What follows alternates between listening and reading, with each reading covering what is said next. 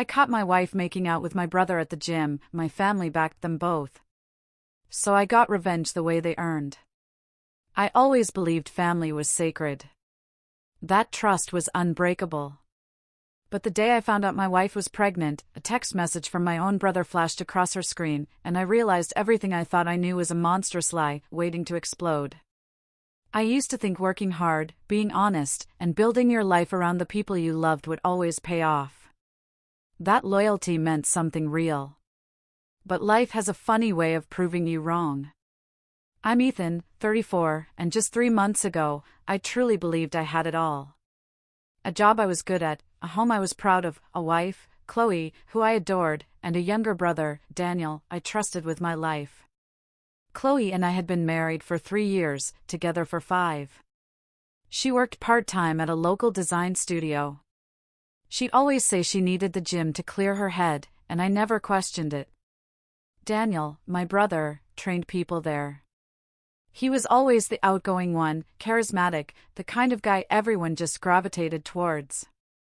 I was genuinely proud of him. There was never a single shred of doubt, not until that day she told me, "Ethan, I'm pregnant." My chest tightened, but not from fear, it was pure, unadulterated joy. Becoming a dad was all I ever wanted. We'd talked about it for years, and hearing those words felt like everything finally clicked into place. That night, I couldn't stop smiling. I told her we'd get the nursery ready, that I'd work extra hours, that we'd make it work, no matter what. She hugged me tight, whispering, "You're going to be a great father." But even in that moment, I saw it, her smile didn't quite reach her eyes. Over the next few weeks, the warmth between us began to fade. She became distant, quiet, almost guarded. Her phone was always on silent, face down on the counter. She started leaving for the gym earlier, coming home later, always with the same excuse, extra training sessions. I desperately tried to convince myself she was just focused on staying healthy for the baby. But the more I tried, the worse that gnawing, uneasy feeling became. Then, one morning, while she was in the shower, her phone lit up on the counter. It was a message from my brother. "See you tomorrow. Same time." My stomach dropped straight to my feet. No, I told myself, it's nothing. Maybe he was just checking her schedule. I needed to believe that. For the next 2 weeks, I fought against every warning sign, convinced myself I was just being paranoid. But she changed. The way she avoided eye contact. The private smiles at messages she wouldn't share. The way she seemed happier after the gym than she ever was with me. It all added up, even if I refused to see the answer. And then, everything fell apart. Chloe left for her workout around 7 a.m., like always. I decided to surprise her. I stopped at her favorite coffee shop, picked up her usual drink. I thought it would be a small, sweet gesture, a reminder that I still cared. When I pulled into the gym parking lot around 9 a.m., I saw her car, right there in front. The gym had those huge glass walls, you could see right inside. I looked, expecting to see her on a treadmill or stretching. Instead, I froze. She was near the weights, and Daniel was with her. They were close. Too close. He gently brushed a strand of hair behind her ear, and she smiled. That soft, familiar smile she used to only give me. Then he leaned down, and she didn't pull away. They kissed. It wasn't quick or accidental. It was slow, intentional, and real. The coffee cup slipped from my hand, hit the pavement, and rolled under my car. I just stood there, a complete fool, watching through the glass as everything I'd built collapsed in a matter of seconds. I don't even remember walking inside. But suddenly, I was there. Daniel saw me first. His face went absolutely white. Chloe turned around right after. The look in her eyes told me everything, before a single word left her lips. I didn't yell. I didn't make a scene. I just looked at her, my voice unnaturally quiet, and asked, "Is the baby mine?" She froze. Her eyes filled with tears. After what felt like an eternity, she whispered, "I don't know." That was it. No explanations, no lies left to hide behind. I walked out without another word. Outside, I picked up the crushed coffee cup, threw it in the trash, and drove away. My hands were shaking so hard, I had to pull over twice just to breathe. My phone wouldn't stop buzzing. Chloe, Daniel, then Mom. I didn't answer. What could they possibly say? That it was a mistake?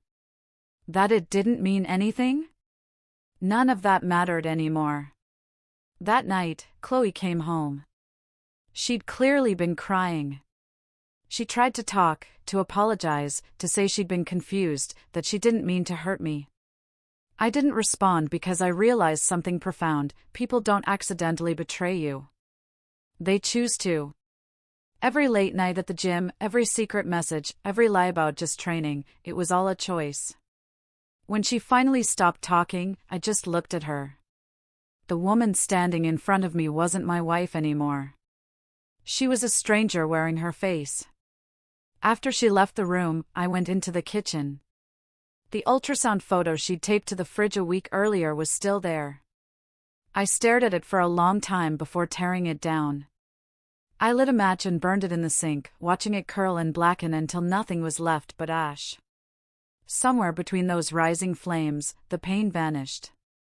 The heartbreak, the anger, even the shock, it all dissolved. What replaced it was something cold, steady, and crystal clear. My old life, built on love, family, and trust, was gone. They took it from me. And I knew right then that I wouldn't let them walk away untouched. I wasn't going to scream or beg. I wasn't going to fall apart. I was going to make sure they understood what betrayal really costs. That was the day I stopped being the man who forgave and became the man who remembered. When Chloe confessed the baby might not be mine, something inside me shut off completely. I didn't yell, didn't throw anything, didn't even ask for details. I just packed a small bag, grabbed my truck keys, and left. I spent the night at a cheap roadside motel 2 towns over, lying awake, staring at the cracked ceiling while the traffic hummed outside. I'd been betrayed before, in small ways, by coworkers, by so-called friends, but nothing like this. Nothing that stripped a man of everything that defined him. The next morning, I called my mom. I hadn't planned to. It was pure reflex, the kind of thing you do when your life falls apart and you reach for the one person who's supposed to help you make sense of it. When she picked up, her voice was calm. Too calm. I told her what happened. Told her that Chloe had admitted the baby might be. "Think about your brother," she said, cutting me off. "He's young. He makes mistakes." I sat there in silence, phone pressed against my ear, realizing she wasn't shocked. She was defending him. I said, "He slept with my wife." She answered quietly, "And she's pregnant, Ethan. What do you expect us to do? There's a child involved." That was the first moment I realized my family had already chosen their side. I went back to the house later that day, not because I wanted to, but because I needed answers. Chloe was sitting on the couch, tear-streaked, holding her phone. Daniel was there too, standing like a damn guest in my living room. Mom must have called him. He looked ashamed, wouldn't meet my eyes, but I could see the hint of relief in his posture, like he'd already been briefed on the damage control plan. Chloe said quietly, "I told your mom everything. She thinks we should figure this out as a family." I laughed. Not because it was funny, but because it was insane. There was no family anymore. The woman I loved had broken her vows, and the brother I trusted had broken blood. I told them both to get out of my house. Daniel mumbled something about not wanting things to go this way. I told them it already had. They left together. I remember closing the door and leaning against it, the silence heavier than any noise could have been. For the next week, I barely functioned. Went to work, came home, stared at the empty side of the bed that still smelled like her perfume. I couldn't eat, couldn't sleep. Every time I closed my eyes, I saw them in that gym, laughing like I never existed. I thought maybe I'd eventually break down and cry, but tears never came. Just that same cold clarity that had started when I burned the ultrasound photo. On the 8th day, I got a call from Dad. He said Mom was worried that I should come over for dinner and talk things out. Against my better judgment, I went. When I arrived, Daniel's car was already in the driveway. Chloe's too. That told me everything before I even stepped inside. Mom greeted me with a forced smile, hugged me like she was trying to prove something. Dad sat at the table, quiet but firm. He worked at the plant downtown, had for 20 years, and rarely got involved in family drama. Chloe was sitting beside Daniel, hands folded in her lap like a schoolgirl waiting for punishment. I didn't sit down. Mom started talking about forgiveness, about family, about how people make mistakes, but we have to move forward. She said, "Ethan, she's pregnant, honey. You can't abandon her now." I looked at her, trying to understand if she actually believed herself. I said, "You want me to raise my brother's kid?" She flinched but didn't answer. Then Dad said, "You're the oldest. You should be the bigger man here." I laughed again, that bitter kind of laugh that doesn't sound human anymore. I realized they weren't asking me to forgive. They were asking me to accept humiliation quietly for the sake of appearances. That dinner ended with me walking out after telling them, "I'm done with all of you. Don't contact me." I packed up what was left of my stuff from the house, canceled my joint bank account, and met with a lawyer the next morning. Her name was Sarah Reed. Sharp and composed, the kind of attorney who didn't sugarcoat anything. She told me the divorce would take months, that we'd need to wait until the baby was born for a paternity test, and that I should stay calm, document everything, and not communicate directly with Chloe or Daniel. I followed her advice to the letter, but inside, something darker was building. I wasn't just angry, I was humiliated. My own blood had taken what was mine, and my parents had handed him their blessing. 3 weeks later, Mom texted me an invite to a family barbecue. "We need to heal, Ethan," she wrote. I ignored it. The next day, photos showed up on social media. Daniel flipping burgers, Chloe smiling with a visible bump, Mom hugging her, captions like, "Family first," and "New beginnings." I stared at those pictures for a long time. My name wasn't mentioned anywhere. It was like I'd already been erased. That's when I stopped thinking about forgiveness entirely.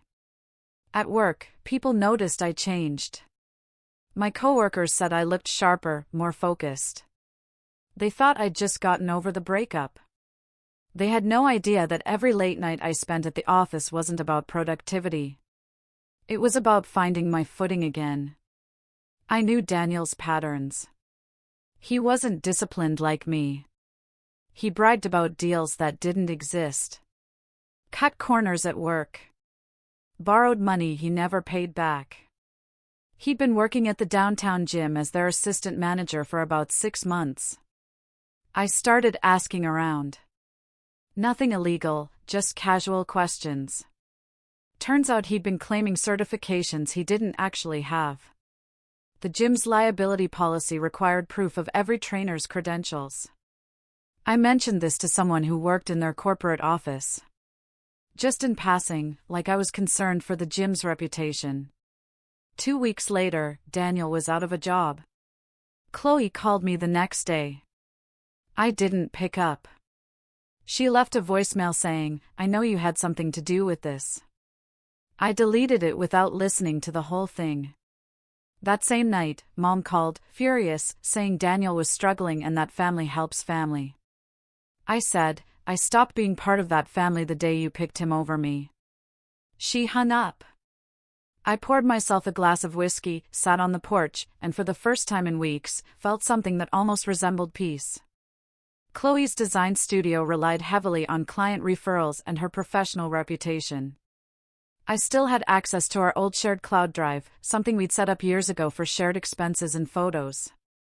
She'd been sloppy, uploaded some of her work-in-progress files there by mistake, things that weren't meant to be seen outside the studio. I didn't do anything dramatic.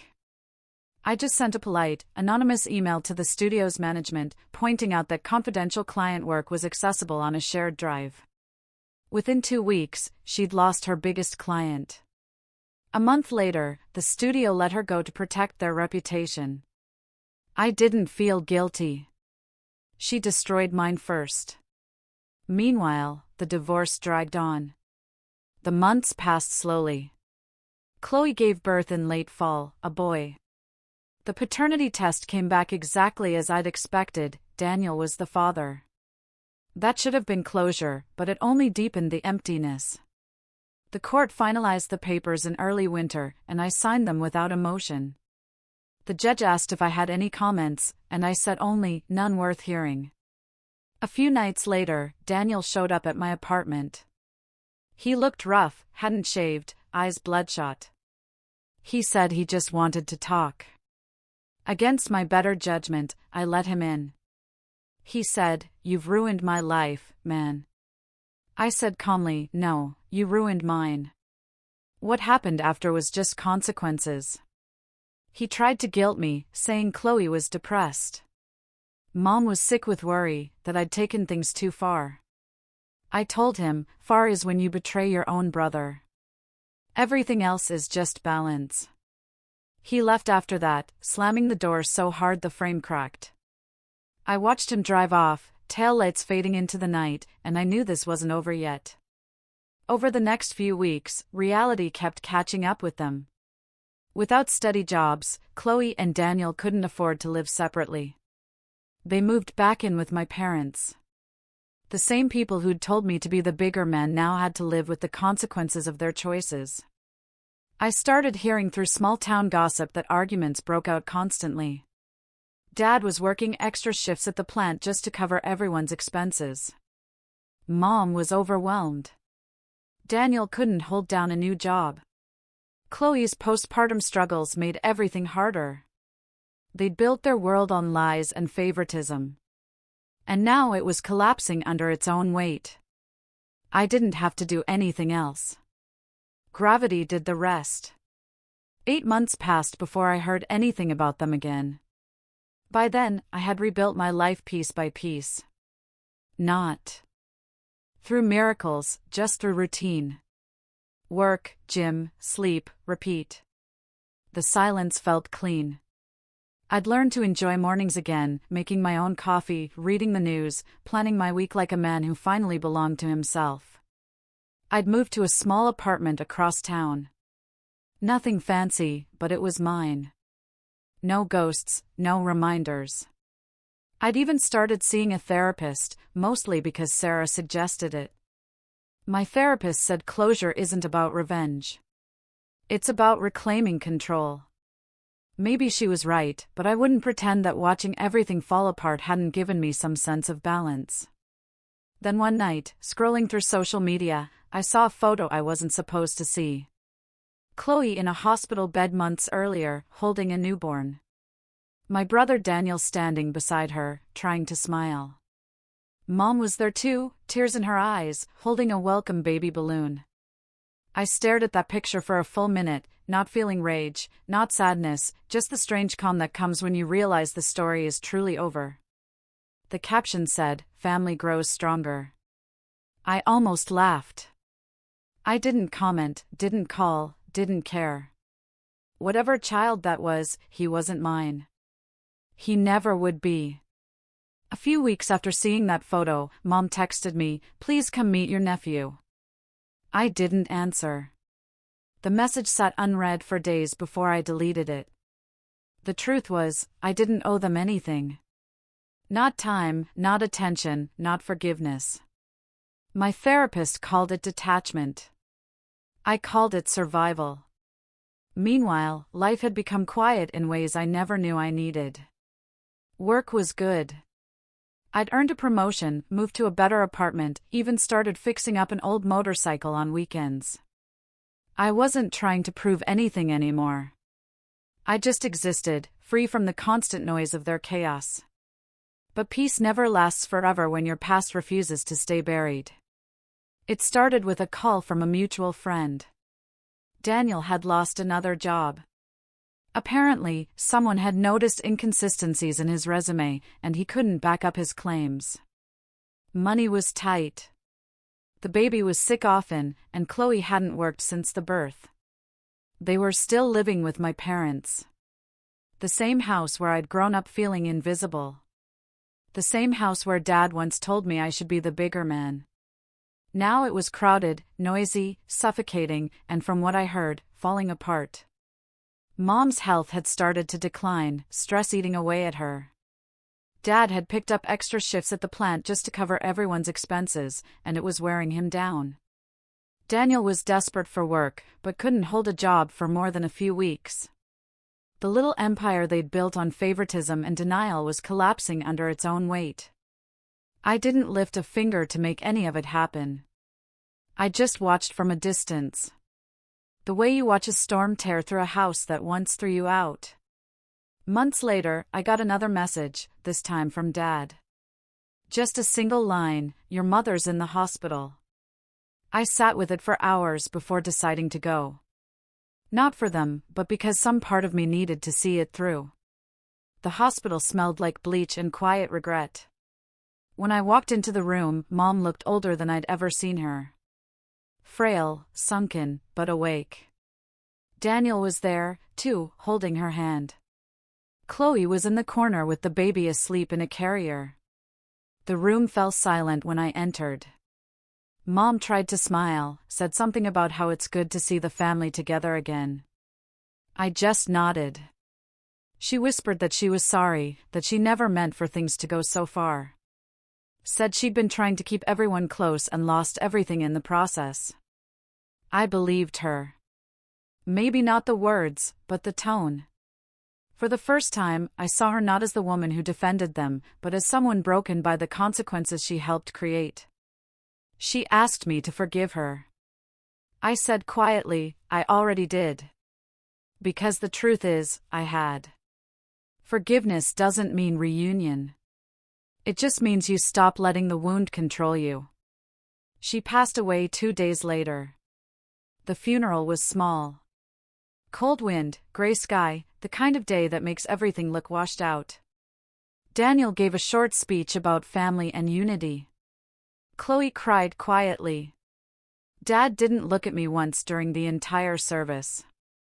When it was over, Daniel walked up and tried to shake my hand. I let him.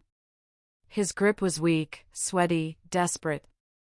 He said he wanted to make things right.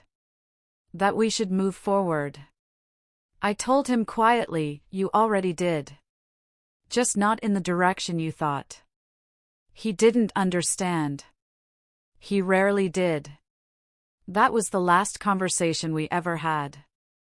In the months that followed, I heard bits and pieces of their lives from people around town. Daniel had started drinking heavily, couldn't keep himself together. Chloe left him about 6 months after the baby's first birthday, moved in with her sister in another state. Dad sold the family house and downsized to a small apartment near the highway, couldn't afford to keep it anymore. The golden family that once judged me for not being enough was gone. No revenge plan could have done more damage than the choices they made themselves. Every lie they told eventually came back like a debt that had to be paid, and they paid it in full. As for me, I stayed quiet. I didn't celebrate, didn't brag, didn't post about it online. I just kept building. I bought a small house outside town with a garage big enough for my tools and my motorcycle projects. Started restoring old bikes, something that always cleared my head. On weekends, I'd ride along the back roads, feeling the wind cut through my jacket, the engine humming like a heartbeat that finally belonged to me. Sometimes, I'd stop by the lake and just sit there, watching the sun drop below the trees. No drama, no phone calls, no ghosts, just peace. One evening, while cleaning out old boxes, I found a photo from years ago. Me, Daniel, and Mom at a family barbecue. We looked happy. Or maybe we just didn't know better. I stared at it for a long time before tossing it into the fire pit behind my house. The flames curled around the edges until the picture folded in on itself and vanished. I didn't feel loss. I felt release. A year after the funeral, I got a text from an unknown number. It was Chloe. She wrote, "Daniel's in rehab. He keeps asking about you. He says he's sorry." I read it once and deleted it. Maybe he was sorry. Maybe he wasn't. It didn't matter anymore. The man I used to be, the one who begged for approval, who lived in the shadows of other people's choices. He was gone. These days, people at work still ask if I'm close with my family. I just say, not anymore. And they nod like they understand. But the truth is, I don't regret losing them. Losing them gave me back everything else. My focus, my confidence, my freedom. Some nights when I can't sleep, I think about all the times Dad told me I'd never be enough. That Daniel was the one with potential. Then I look around my quiet home, at the certifications framed on my wall, at the projects I built with my own hands, and I realize he was half right. I wasn't enough for them, but I was more than enough for myself. Daniel took my wife. My family took his side. Life took care of the rest. And now, after everything, I don't feel hate, just distance. Because that's the final stage of moving on. It's not rage or punishment. It's silence. The kind that speaks louder than any words ever could. Sometimes I wonder what became of that kid, Daniel's son. Maybe he'll grow up and hear stories about the uncle who disappeared. Maybe one day he'll come looking for answers. If he does, I won't lie. I'll tell him the truth, that his father and I were brothers once, and that sometimes family isn't something you keep, it's something you survive. The night I realized that, I slept like a man who finally stopped fighting ghosts, because in the end, I didn't destroy them. I just walked away and watched as the consequences of their own choices caught up with them. That was enough. What do you think about this story?